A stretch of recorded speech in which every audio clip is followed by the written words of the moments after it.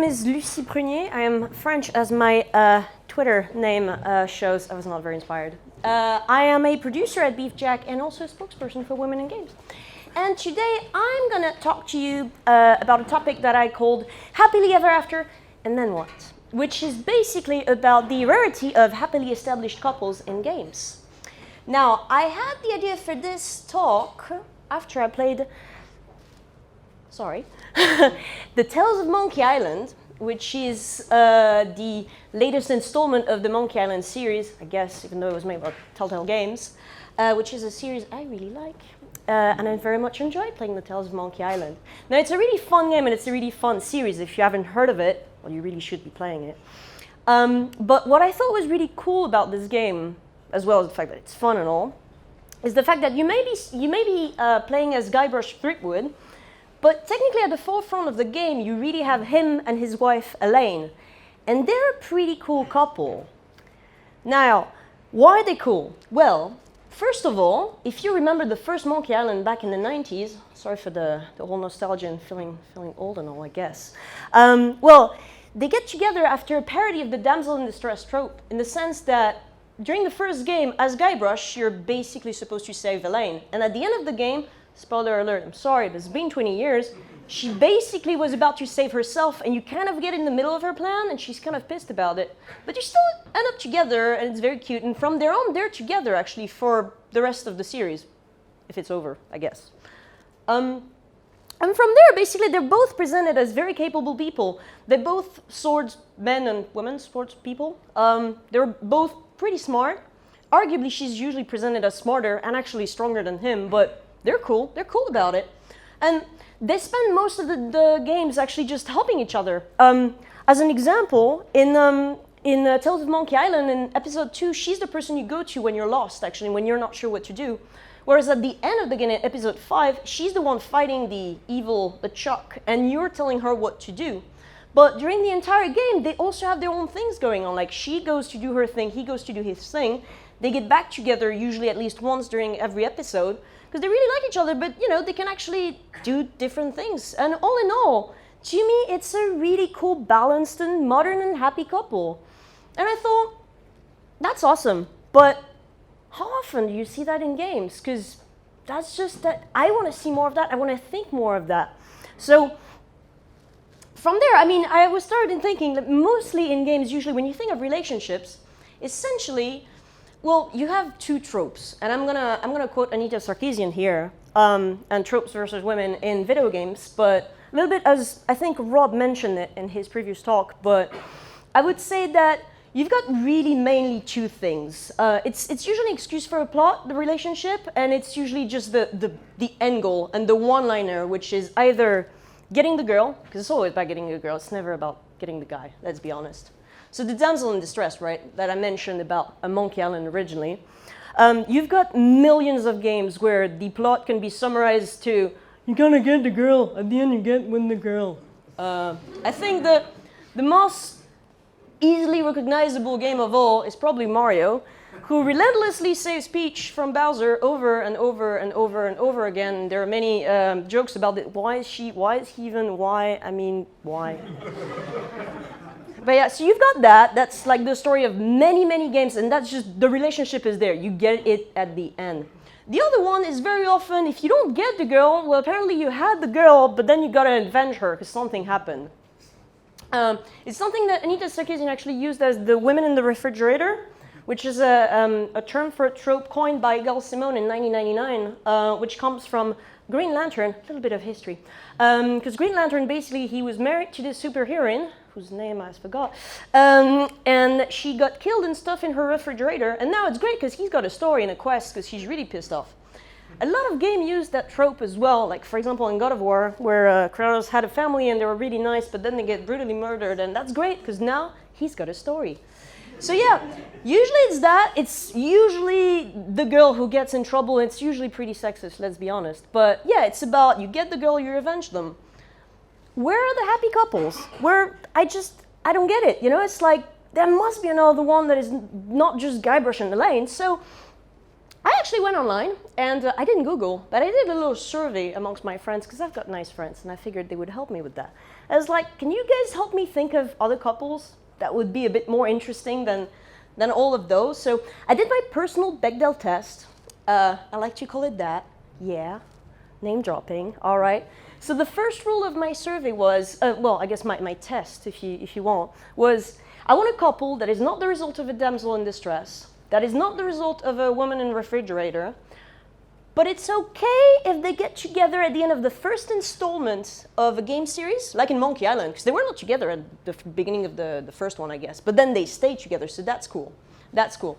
From there, I got interesting answers, but I was a bit puzzled, to be honest. Because, like, for example, I was told that Chun-Li and Ryu from Street Fighter are together. I don't know. Where? I mean, I don't know. They're not gay, and she's female, he's male. That makes it, I don't know. So I was like, okay, you know what? That means I need a fourth rule. Okay, I'll call it I need at least one line where it's clear, like they're together, like there's some sort of love, and all right. And from there, well, I got a few more that actually, to me, made more sense, but I was not super happy with them. Now, I'm gonna tell you about those two examples that I heard. The first one was Catherine. Now, if you don't know about that game, it's a Japanese game where you play as Vincent, this guy who's supposed to be American, but he's actually very Japanese. It's funny. And he's married to this lady called Catherine, the one on the right, who has, I think it's called mousy hair. I think that's the term. Anyways. And he may or may not go with the blonde girl, who is also named Catherine, because, you know, it's a common name. And that's basically the plot of the game. Now, I'm not doing it justice, because it's actually quite interesting. It's very puzzle. It's quite interesting. It has different ending. And actually, the relationship is the core of that game. But what I don't like about that is that it's pretty angsty, and it's pretty deceiving. It's really, you may cheat on your wife or not. I just wanted a balanced couple, you know, and that's just not very balanced.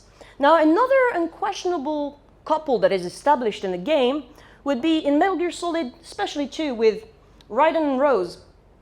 You start at Raiden, where you start as Snake, and then you become Raiden. But, well, you don't become, you get my drift. Anyways, you play as Raiden, and he's with Rose, that girl that you call to save the game. Now, what I don't like about this couple, if you haven't played or if you remember, is that she basically embodies the nagging girlfriend. You call her to save, and you try to save, and she's like, "Jack, I want to talk about our relationship." And it's a bit annoying. And there's actually jokes you can break up with her if you want, because, like, I've done it, because she's like, you can, like, do this series of things that, like, you kill birds, and she's like, "Oh my God, you're so bad." And it's just because you're like, shut up, I just want to save. I'm in the middle of a mission. So anyways, those to me are like, those are not balanced. They're a definitely established couple, but they're not nice. They're just not nice. So I was telling people, where are the balanced couple? You know, that's still on the internet, still on Facebook, asking my friends, and some people get a bit frustrated. So like, come on. And but I thought that actually their arguments were quite interesting. Now, they were telling me no one cares because, well, it's not the focus in games. No one cares about the relationships. I mean, why would you care? There's usually a world to save, and there's no time for it. Again, you know, like if, you know, the world is ending. Who cares about, you know, your love life and such? And yeah. But also, some people would tell me, well, it seems that game designers often think that the quest for love is more interesting. You want to get the girl. It's always the girl. Again, always the girl. And it's more interesting because who wants to hear about a balanced, established relationship? That's your parents. You want to hear about your parents? It's like, so all in all, basically, people are like, you know what? Seems that apparently it's just a boring topic, you know? So, you know, table flip, shut up, Lucy, you're being ridiculous.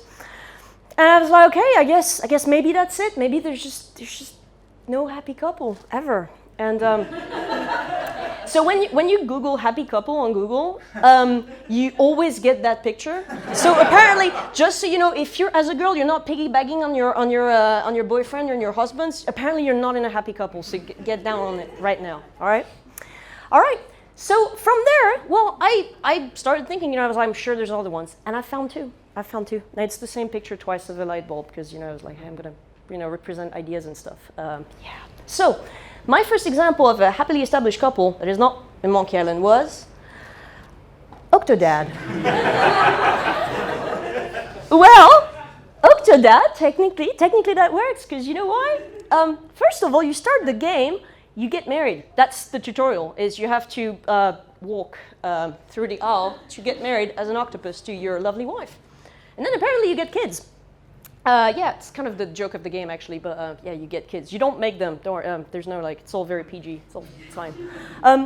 And the core of the game is actually that you're basically doing deadly things. I mean, that's even in the subtitle, right? Deadliest catch. I mean, you pour the milk for your daughter as you can, and then you mow the lawn and flip steaks, and then you do the grocery, and that frozen pizza was so hard to get. Oh my God. And what's also cool about it is that, I mean, you have a wife, right? And she actually has her own thing going on. Like, she's a journalist. She's got her own thing. I mean, she's waiting for you to flip the steak as you... But, you know, she's doing her thing. And that's pretty cool. I thought, well, you know, in a way, that's a very balanced couple. Now, you would say that there's a downside in the fact that apparently he has a deeply secret identity that no one can tell. Apparently, he's got a very nice mustache. Arguably, I guess more seriously, you could say that it's more family-oriented. I mean, he's a dad more than a couple, but, you know, as actually, spoiler alert, at the end of the game, they go, whoa, close enough. That's fine. So I like it. I like that example. My second example surprised myself, actually. I like to surprise myself. I do that sometimes. It's the zombie action game Lollipop Chainsaw. Because that's a girl called Juliet, right? And she's got a boyfriend who's called Nick, and they're together, technically. So what's cool is that, first of all, I'd like to point out it's a female protagonist. I personally thought, when I started thinking, I'm going to find a couple in game, like I'm never going to find a game where you play as the girl. Because you've probably heard of those stories, like, when Game Developers goes to publisher, it's usually already a bit hard when you're like, hey, it's a protagonist who's female.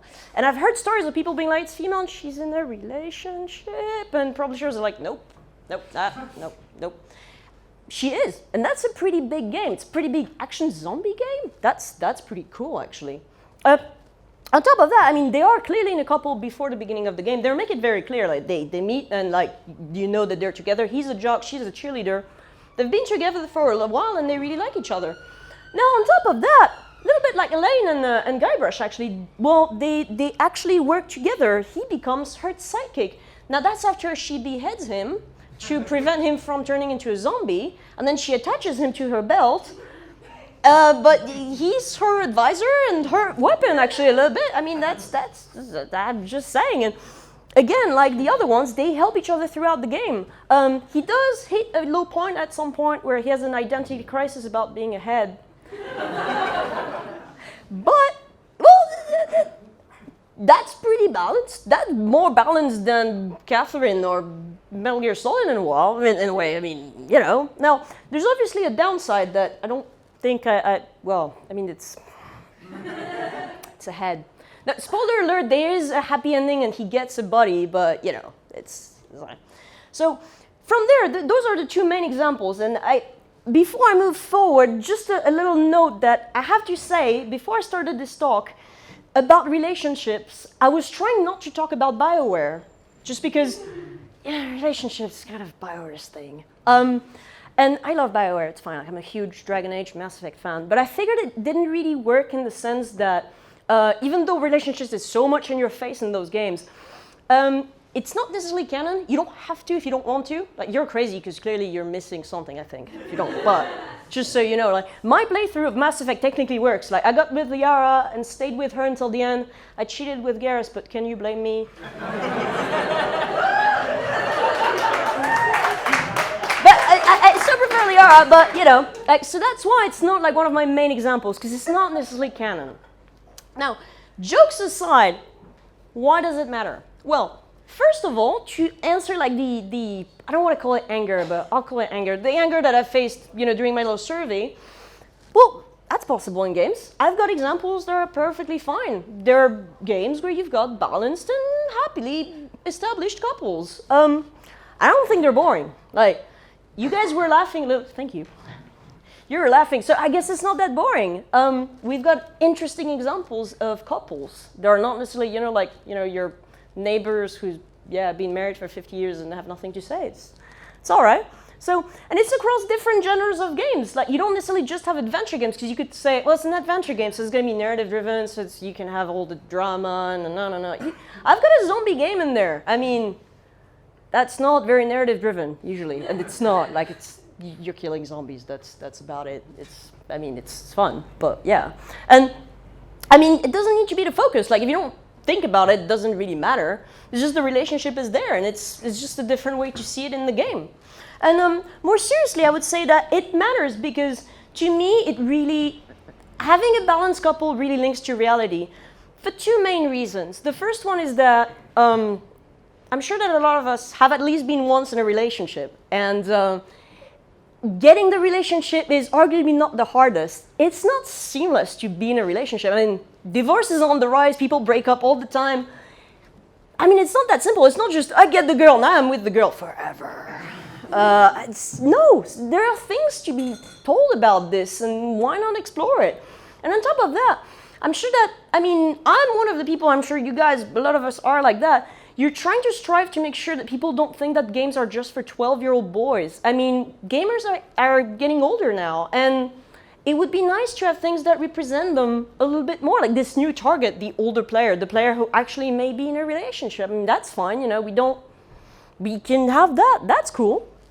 So, all in all, I think that it's also us, actually, we have to do that as professionals in games, but it would really benefit games to have more diverse representations of people and relationships in games. Incidentally, at BeefJack Creates, we're making a game called Iron Fish that has a female protagonist, and at first we thought we'd give her a love interest, but we thought, let's make it more interesting. We decided to focus on her relationship with her employee and a family member, because that's just different, and I think that's a great thing, because we need to get more interesting relationships with people in there, get more diverse, and help make it more mature altogether. On the topic of diversity, I'd like to point out that, except for BioWare, apparently you can have an octopus or a severed head, but you can't have a non-heterosexual and non-white person in a relationship in games, apparently. So yeah, let's celebrate more diversity and more richer relationships in games. Let's get some sparkle in that industry. Yeah, thank you very much.